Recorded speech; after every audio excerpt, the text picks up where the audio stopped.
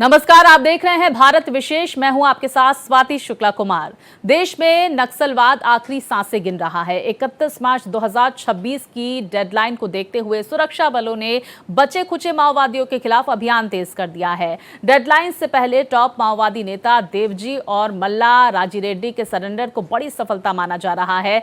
दुर्दांत नक्सली देवजी तेलंगाना के करीमनगर जिले का रहने वाला है। उसका जन्म जिले के कोरुटला के एक दलित परिवार के यहाँ पर हुआ था। करीब 62 साल के नक्सली देवजी को तिप्पीरी तिरुपति उर्फ संजीव पल्लव नाम से भी जाना जाता है। तो 2025 में केंद्रीय समिति के सदस्यों के मारे जाने के बाद अब देश में करीब 250 से 300 नक्सलियों के सक्रिय होने का अनुमान है, जिसमें सबसे अधिक छत्तीसगढ़ में बताए जा रहे हैं।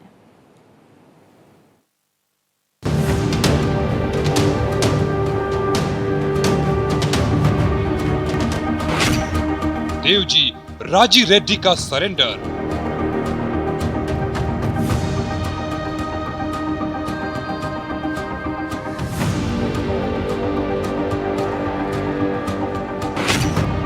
नक्सलवाद की टूटी कमर।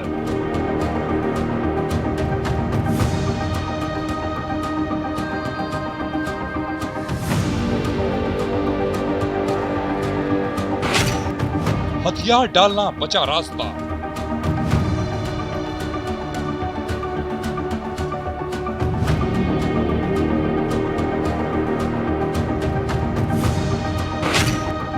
वरना दर्दनाक मौत से सामना।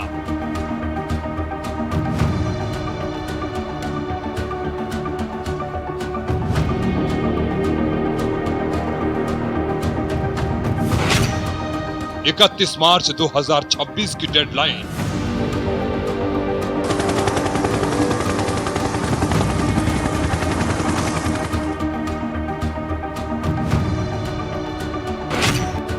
माओवाद के अंत की घड़ी आई।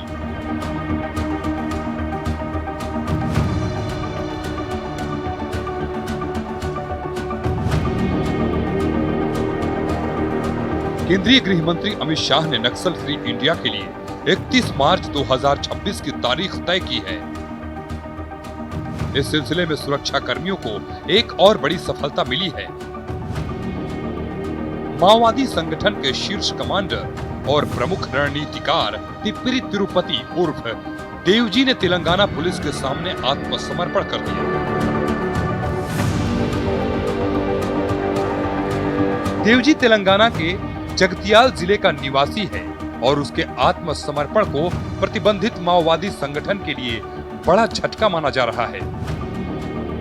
पिछले 6 महीने में कई बड़े नक्सल कमांडर या तो मारे गए हैं या आत्मसमर्पण कर चुके हैं। देवजी पर 6 करोड़ रुपए का इनाम घोषित था। उसने पीपुल्स लिबरेशन गुरिल्ला आर्मी का गठन किया था और भाकपा की प्रमुख केंद्रीय समिति के साथ माओवादी पार्टी के पोलित ब्यूरो का सदस्य बना था। देवजी वर्तमान में छत्तीसगढ़ के माण से संचालित केंद्रीय सैन्य आयोग के प्रभारी के रूप में कार्यरत था। माना जाता है कि देवजी ने भारतीय कम्युनिस्ट पार्टी माओवादी के दिवंगत महासचिव नंबाला केशव राव उर्फ बसव राजू का स्थान लिया था, जिसकी मई 2025 में मृत्यु हो गई थी। सूत्रों के अनुसार 1982 में जगतियाल जिले के कोरुतला में इंटरमीडिएट की पढ़ाई के दौरान देवजी रेडिकल स्टूडेंट यूनियन की ओर आकर्षित हुआ। इसी दौरान करीमनगर जिले में आरएसयू और अखिल भारतीय विद्यार्थी परिषद के सदस्यों के बीच झड़पें हुई और देवजी को इस मामले में आरोपी बनाया गया था। देवजी 1983 में भाकपा माले में शामिल हुआ और भूमिगत हो गया। 1983-84 के दौरान उसने गढ़चिरौली दलम में दलम सदस्य के रूप में काम किया और 1985 में उसे क्षेत्रीय समिति सदस्य के पद पर पदोन्नत किया गया। इसके बाद 2001 में उसे केंद्रीय समिति सदस्य के रूप में पदोन्नत किया गया और 2016 में वो सीएमसी का प्रभारी बना। देवजी को गुरिल्ला वॉर का एक्सपर्ट माना जाता है। अपनी गुरिल्ला शैली में जंगल में सुरक्षा बलों पर हमला करने में वो माहिर था। देवजी का सरेंडर, साथ में संग्राम का सरेंडर, ये बड़ी उपलब्धि है।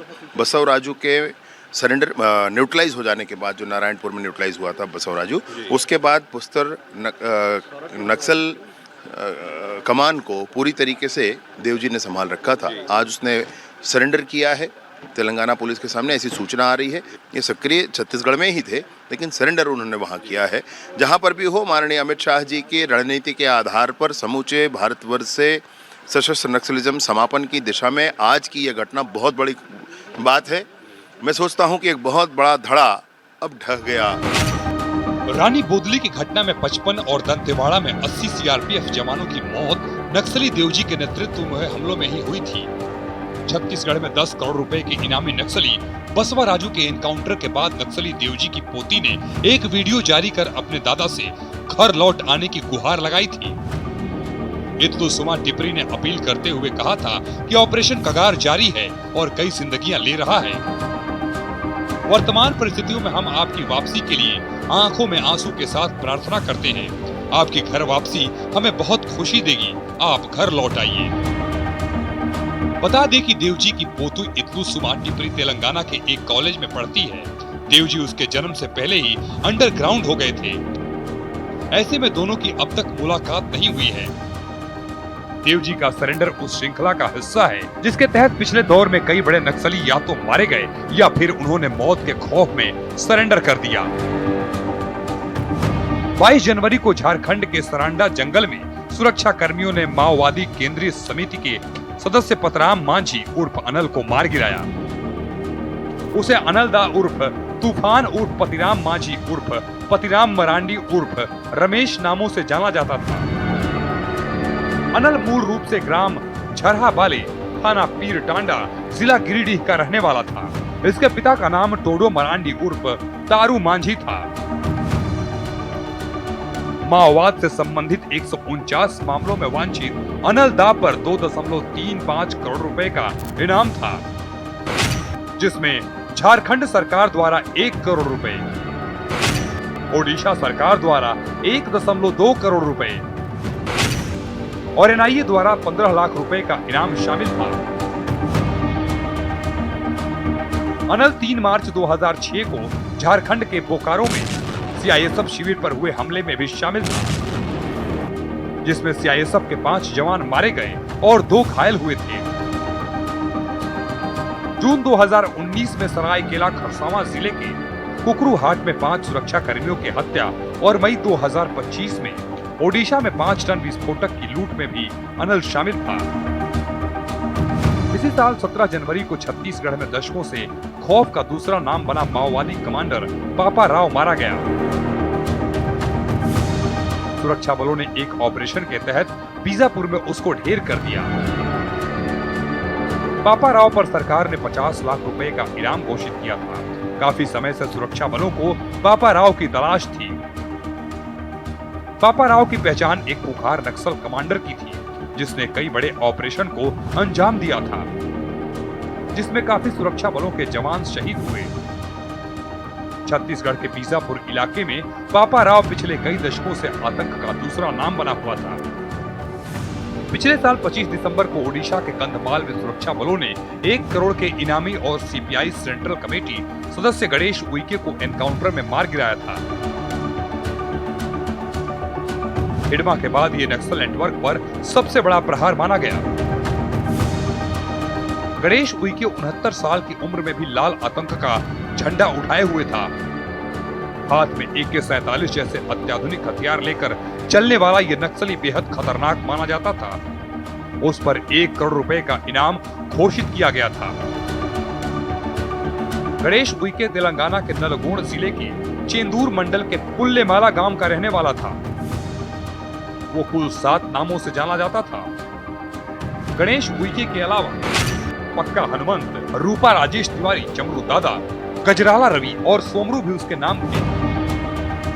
वो छत्तीसगढ़ में 2013 के झीरम घाटी नरसंहार का मास्टरमाइंड था, जिसमें कई सीनियर कांग्रेस नेता मारे गए थे। नवंबर 2026 में नक्सल कमांडर 43 साल का माडवी हिडमा उर्फ संतोष एनकाउंटर में मारा गया। वो सीपीआई की केंद्रीय समिति का सबसे कम उम्र का सदस्य था। उसका जन्म 1981 में छत्तीसगढ़ के सुकमा जिले के पुवर्ती गांव में हुआ था। माडवी हिडमा सीपीआई की सेंट्रल कमेटी का सबसे युवा सदस्य था।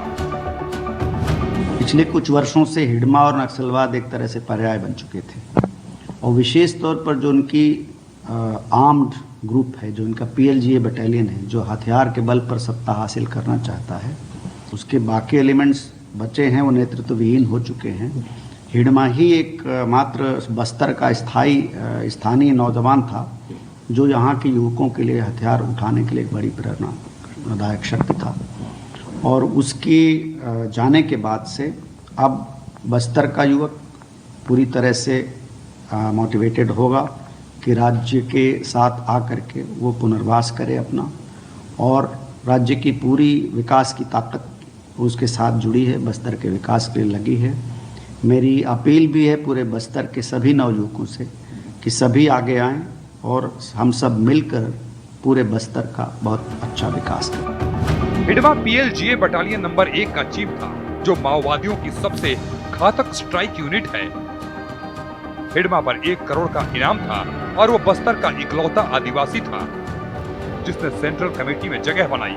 उसने कम से कम 26 बड़े हमलों की साजिश रची थी, जिनमें 2010 का दंतेवाड़ा नरसंहार, 76 CRPF जवान शहीद, 2013 का झीरम घाटी हमला, 27 लोग मारे गए, और 2021 का सुकमा बीजापुर एम्बुश, 22 जवान शहीद शामिल हैं। झारखंड के हजारीबाग जिले के गोरहर थाना क्षेत्र के पंतीतरा जंगल में कोबरा 209 और हजारीबाग पुलिस की संयुक्त कार्रवाई में जो 3 कुख्यात नक्सली मारे गए, इनमें सबसे बड़ा नाम सहदेव सोरेन उर्फ परवेश का था, जिस पर 1 करोड़ रुपए का इनाम रखा गया था। उसके साथ 25 लाख का इनामी रघुनाथ हेम्ब्रम और 10 लाख का इनामी वीरसेन गंझू भी मुठभेड़ में मारा गया। जो 3 नक्सली मारे गए हैं, एक परवेश है जो CC मेंबर है, 1 करोड़ का इनामी है। दूसरा वीरसेन है जो सैक मेंबर है, 25 लाख का इनामी है। और तीसरा जो 10 लाख का इनामी है, सब जोनल है। तीनों मारे गए हैं और 3 AK-47 हमें रिकवर हुआ है। भारी मात्रा में गोली भी मिला है। अन्य भी नक्सल से जुड़ा हुआ दस्तावेज और डॉक्यूमेंट टेक्निकल सब कुछ मिला है। तो अभी हमारी टीम और आगे कार्रवाई कर रही है। घटना स्थल से 3 AK-47 राइफल समेत भारी मात्रा में हथियार बरामद हुए थे। तो हम लोग का सूचना मिला था कि कुछ नक्सली लोग हैं गुरगर थाना क्षेत्र में, हजारीबाग जिला के अंतर्गत रहने की सूचना मिला था। उसी बेसिस पर ऑपरेशन हमने लॉन्च किए थे। उसमें कोबरा बटालियन का टीम और जो अपना झारखंड पुलिस का टीम शामिल थी। जो उसी सूचना के आधार पर हम लोग जो फोर्स गया था तो एक चेंज ऑफ फायर हुआ। उसके पश्चात जो सर्च अभियान के दौरान ये पाया गया है कि 3 साव बरामद हुआ है। उसमें 3 साव में एक को तो पहचान हुआ है, सहदेव सोरेन है जो सेंट्रल कमेटी मेंबर है, और एक है रघुनाथ हेम्ब्रम है, वो सैक सदस्य हैं, स्पेशल एरिया कमेटी का सदस्य हैं, और एक है राम केलावन है, जोनल कमेटी मेंबर है। ये तीनों का लाश बरामद हुआ है और 3 AK-47 बरामद हुआ है। जो CC मेंबर है 1 करोड़ का इनामी है, जो रघुनाथ हेम्ब्रम है 25 लाख इनामी है, वो जो राम केलावन है 10 लाख इनामी है। सितंबर 2025 में ही CRPF की कोबरा कमांडो, छत्तीसगढ़ पुलिस और DRG के संयुक्त ऑपरेशन में 1 करोड़ का इनामी नक्सली CCM मॉडल बालकृष्णा उर्फ मनोज सहित 10 कुख्यात नक्सलियों को ढेर कर दिया था। नक्सल संगठन का एक अहम सदस्य मनोज भी इस ऑपरेशन में मारा गया। वो पिछले कुछ वर्षों से सुरक्षा बलों के लिए एक प्रमुख चुनौती बना हुआ था और उसके ऊपर 1 करोड़ रुपए का इनाम रखा गया था। इसके अलावा इस ऑपरेशन में और भी कई कुख्यात नक्सलियों का सफाया किया गया। Bureau report, Bharat express. तो देश के बड़े माओवादी नेता देवजी और मल्ला राजी रेड्डी ने तेलंगाना SIB के सामने आत्मसमर्पण किया। 6 करोड़ के इनामी देवजी के सरेंडर को सुरक्षा एजेंसियों की बड़ी सफलता माना जा रहा है। छत्तीसगढ़ की आकर्षक नीति के बावजूद देवजी के तेलंगाना में सरेंडर के पीछे ऑपरेशनल दबाव, कानूनी रणनीति और पारिवारिक कारण अहम माने जा रहे हैं। ये रिपोर्ट देखिए।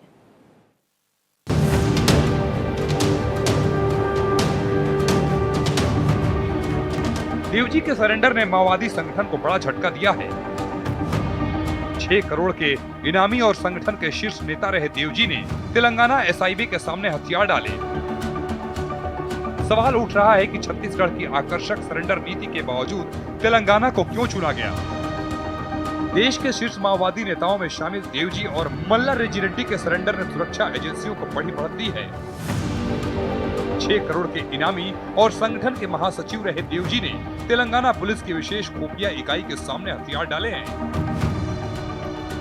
भारत में लाल आतंक के खात्मे की डेडलाइन 31 मार्च 2026 से पहले अब ये चर्चा हो रही है कि आखिर देवजी ने तेलंगाना को ही क्यों चुना, जबकि छत्तीसगढ़ सरकार की सरेंडर पॉलिसी देश में सबसे आकर्षक मानी जाती है। देवजी का असली नाम तिपिर्रा तिरुपति उर्फ संजीव पल्लव है। वो लंबे समय तक कम्युनिस्ट पार्टी ऑफ इंडिया की सेंट्रल कमेटी और मिलिट्री विंग से जुड़े रहे। सुप्रीम लीडर बसव राजू के एनकाउंटर के बाद संगठन की कमान उनके हाथों में आई थी। उनके साथ पोलित ब्यूरो सदस्य मल्ला रेड्डी रेड्डी का सरेंडर संगठन के शीर्ष ढांचे को कमजोर करने वाला कदम माना जा रहा है। आपको बताते हैं कि तेलंगाना में उनके सरेंडर करने की कुछ संभावित वजह क्या हो सकती है। वजह नंबर 1, ऑपरेशन नेटवर्क और जड़ों का कनेक्शन। देवजी मूल रूप से तेलंगाना के करीमनगर जिले के कोरुटला क्षेत्र के रहने वाले हैं। शुरुआती संगठनात्मक गतिविधियां और पारिवारिक जड़ें भी तेलंगाना से जुड़ी रही हैं। ऐसे में खुफिया एजेंसियों के साथ संपर्क, भरोसे का चैनल और बातचीत की प्रक्रिया तेलंगाना के जरिए आगे बढ़ी हो सकती है। अक्सर सरेंडर उसी राज्य में होता है जहां गुप्त वार्ता पहले से चल रही हो। वजह नंबर 2, कानून और सुरक्षा गणित। कानूनी और सुरक्षा गणित। देवजी पर अलग अलग राज्यों में केस दर्ज हैं, लेकिन कानूनी रणनीति के लिहाज से किसी एक राज्य में नियंत्रित और सुरक्षा आत्मसमर्पण ज्यादा व्यवहारिक माना जाता है। तेलंगाना एसआईबी ने अगर सुरक्षा, ट्रांजिट और कानूनी प्रक्रिया को लेकर ठोस आश्वासन दिया हो तो वहां सरेंडर करना उनके लिए अपेक्षाकृत सुरक्षित विकल्प रहा होगा। वजह नंबर 3, पारिवारिक अपील और मानवीय पहलू। बसव राजू के एनकाउंटर के बाद देवजी की पोती इदरुसुमा टिपरी ने सार्वजनिक वीडियो जारी कर उनसे घर लौटने की अपील की थी। ये भावनात्मक पहलू भी निर्णय में अहम माना जा रहा है। पारिवारिक दबाव और 62 साल की उम्र में सरेंडर की दिशा में कारक बने हो सकते हैं। वजह नंबर 4, छत्तीसगढ़ में बढ़ता ऑपरेशन प्रेशर। छत्तीसगढ़ के डिप्टी सीएम विजय शर्मा के मुताबिक करेगुड्डा क्षेत्र में अभियान तेज है और अब तक 89 आईडी बरामद किए जा चुके हैं। 31 मार्च 2026 तक नक्सलवाद खत्म करने का लक्ष्य घोषित किया गया है। लगातार ऑपरेशन और खुफिया दबाव के बीच संगठन का शीर्ष नेतृत्व सुरक्षित विकल्प तलाश रहा है। ऐसे में पड़ोसी राज्य में आत्मसमर्पण रणनीतिक कदम हो सकता है। छत्तीसगढ़ की सरेंडर पॉलिसी में आर्थिक पैकेज, पुनर्वास और सुरक्षा प्रावधान आकर्षक है, लेकिन आत्मसमर्पण केवल पैकेज का सवाल नहीं होता। इसमें भरोसा, बातचीत की प्रक्रिया, केस मैनेजमेंट और व्यक्तिगत परिस्थितियां ज्यादा निर्णायक होती है। अगर वार्ता तेलंगाना चैनल से आगे बढ़ी तो वो औपचारिक सरेंडर होना स्वाभाविक है। बता दें, देश में नक्सल आंदोलन की शुरुआत 1967 में पश्चिम बंगाल के नक्सलवाड़ी से हुई थी। इसके बाद आंदोलन झारखंड, छत्तीसगढ़, ओडिशा और तेलंगाना में फैल गया। सबसे अधिक प्रभाव छत्तीसगढ़ के बस्तर संभाग में देखने को मिला। बीजापुर, नारायणपुर, सुकमा, कांकेर और दंतेवाड़ा जिले लंबे समय तक नक्सली गतिविधियों का केंद्र रहे। इसके अलावा झारखंड का पश्चिम सिंहभूम और ओडिशा का कंधमाल जिला भी प्रभावित क्षेत्रों में शामिल है। सुरक्षा एजेंसियों ने आंतरिक आंकलन के अनुसार देश भर में करीब 250 से 300 सक्रिय नक्सली बचे होने का अनुमान जताई है। सबसे अधिक सक्रियता अब भी छत्तीसगढ़ में बताई जा रही है। वर्ष 2025 में सुरक्षा बलों ने भारतीय कम्युनिस्ट पार्टी के खिलाफ बड़े अभियान चलाए। इस दौरान संगठन की केंद्रीय समिति और पोलित ब्यूरो से जुड़े कई शीर्ष नेताओं को ढेर किया गया।